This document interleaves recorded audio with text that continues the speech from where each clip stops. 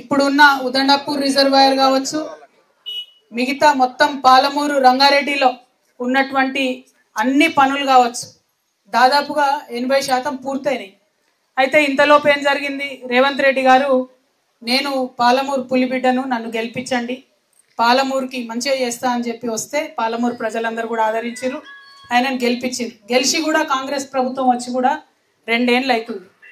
అయితే బీఆర్ఎస్ తప్పుందా కాంగ్రెస్ తప్పుందా పక్కన పెడదాం. నేనేమంటున్నా, ఇప్పుడు ఇక్కడ ఉన్న వాళ్ళందరూ అన్ని పార్టీలో ఉన్నాం. ఇక్కడ నష్టపోతున్నది ఎవరు? ప్రజలు. పార్టీలకు సంబంధం లేదు కదా.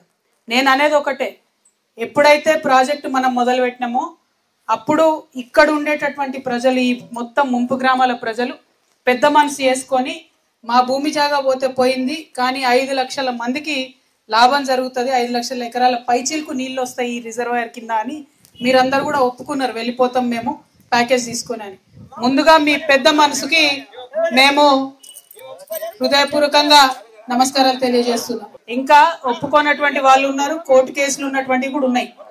అయితే ప్రాజెక్టు మొత్తానికి పూర్తి కాకపోవడంతో ఈ అన్ని విషయాలు కూడా పరిష్కారం కాకుండా ఉన్నాయి. ఇవాళ ఉదండపూర్ గ్రామస్తులకు, అదేవిధంగా మిగతా గ్రామాల్లో ఉన్న ప్రజలందరికీ కూడా చెప్పేది ఒకటే, నేను ప్రాజెక్టు కట్టడం అన్నది ఆలస్యం అవుతున్నది. కట్టడం ఆలస్యం అవ్వడంతో ఏమైంది, అప్పుడు 18 ఏళ్ళు ఉన్నోళ్ళు, లేదా అప్పుడు 18 ఏళ్ళు లేని వాళ్ళు ఇప్పుడు 18 ఏళ్ళకి వచ్చింది, తర్వాత 21 సంవత్సరాలకు వచ్చింది. కానీ వాళ్ళకు కూడా మనము డబ్బులు ఇవ్వము అని చెప్పి ఇప్పుడు ప్రభుత్వం చెప్తున్నది.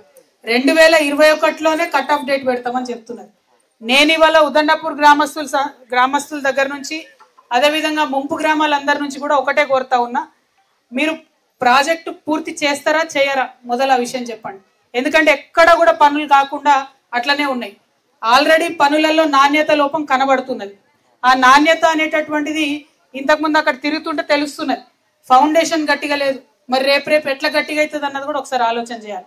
ఒకవేళ ప్రాజెక్టు కట్టము అంటే ఒక తీరు, లేదు కడతాం పూర్తి చేస్తామంటే నేను ఒకటే మాట, మీరందరూ ఒప్పుకుంటే ఎప్పుడైతే ప్రభుత్వం పైసలు ఇస్తుందో ఆనాటి రేటు కట్టియాలి. ఆనాటికి 18 ఏళ్ళు ఉండే వాళ్ళందరినీ కూడా ఆలోచనలు చేసుకొని కన్సిడర్ చేసుకొని డబ్బులు ఇవ్వాలని చెప్పి నేను డిమాండ్ చేస్తా ఉన్నా.